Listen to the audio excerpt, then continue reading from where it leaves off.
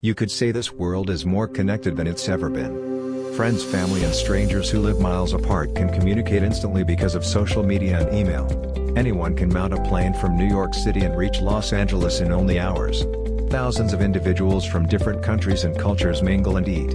It's as if time and space are collapsing, bringing all kinds of people closer to at least one another.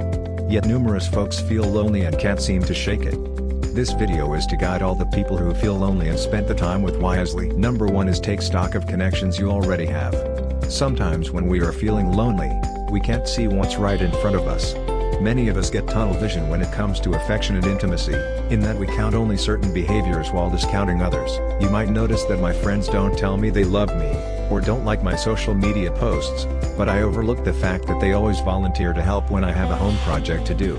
When people expand their definitions of affection and love to include a wider range of behaviors, they often discover that they aren't as deprived as they originally thought. Number 2 is take the time to slow down. If you're frequently busy, running around with your to-do list, or feel stressed by all the meetings at work, it might be time to hit the brakes. Sometimes when people's schedules are back-to-back for too long, they start disconnecting from themselves and other people. They get overwhelmed from overworking and too much stimulation. So the practice is just to relax and do what their body needs. Perhaps that relaxing for you could mean listening to music, taking a bath, or just sitting with nothing to do and nowhere to be. Number 3 is reconnect with self-love and appreciation. You can use alone time to get back in touch with you. You have to be your own best friend. I go to my sacred space and I meditate.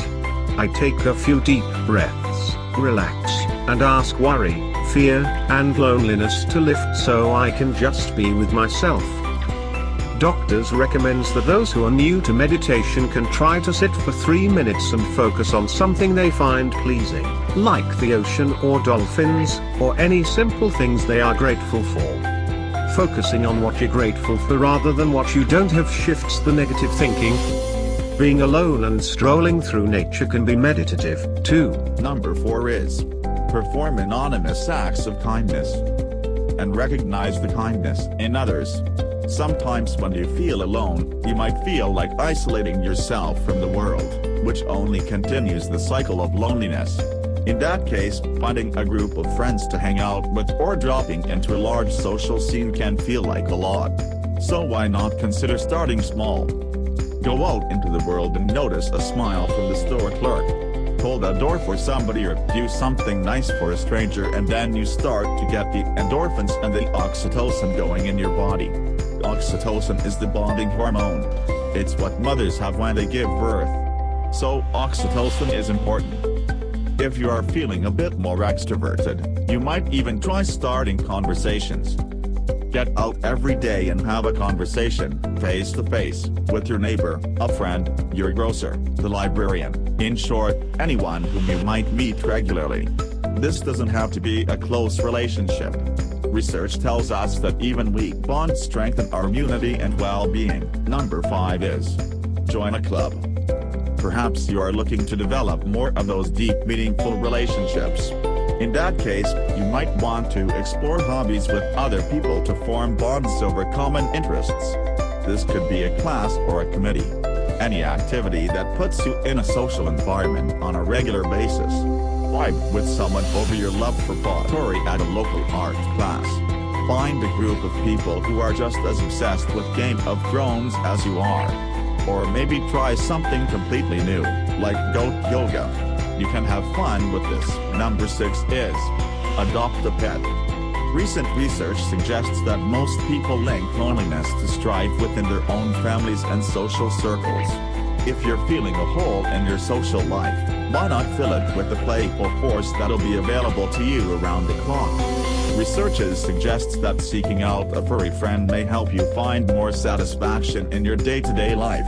If you can manage the responsibility, rescuing a new pet, whether it be a dog, cat, or even a bird, may help you feel more fulfilled in your day-to-day routine. Number 7 is check your social media usage. While the jury is still out on whether or not the rise of social media is driving loneliness and depression, it doesn't hurt to reevaluate the influence it has on your life. Are you using it to make meaningful connections? Are you spending too much time on it? Is it causing you to withdraw in unhelpful ways? If we feel dissatisfied with our face-to-face relationships, we often retreat into the world of social media, which only exacerbates the problem. On social media, it seems as though everyone else has better jobs, better houses, better vacations, and better relationships than we do. That isn't actually true, of course. If Instagram and Facebook are dragging you down, it might be time for a temporary screen detox. Number 8 is, get professional help. If you're struggling with loneliness and you don't know what to do, you might want to seek professional help. Talking to a mental health professional might help you make more meaningful connections with people, and it may also help you discover strategies for coping with loneliness in a healthy way. It's also important to reach out for professional help if you've been dealing with your loneliness in an unhealthy way. Drinking too much, turning to food for comfort, or engaging in other unhealthy behaviors can increase your loneliness in the long term. Number 9 is, create something. Sketch, paint, crafting, knit, even creating a vlog, anything to get your creative juices flowing. Creative arts have an extraordinary capacity to elevate and transcend our negative emotional experiences through self-expression, as well as to connect us more deeply and authentically with each other. One of Doctor's strategies is expressive writing. Jotting down thoughts and feelings you recognize others may be experiencing has a similar result as, say, going to the movies. At the theater you share a room with a group of people, perhaps strangers, who are all witnessing the same journey with you. Even if you don't talk to anyone, you and the entire audience are connected through shared experience.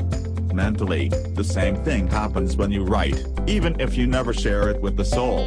Although, sharing could be a healthy way to find connection among others. Number 10 and most of best is, try to push yourself, and recognize when you can't. Understanding that you are experiencing feelings of loneliness is a step in the right direction, but can you actually act upon those feelings? This is a motivation to actually try and feel more balanced among your peers, may be a sign that you can cope in the first place.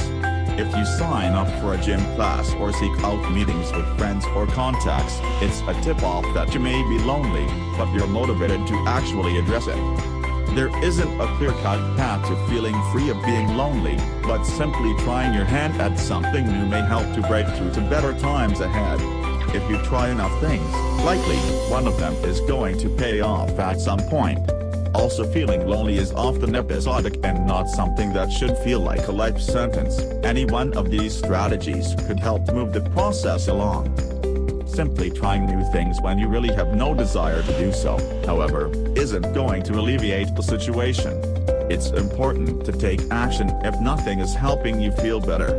If loneliness becomes hopelessness, please seek out professional help.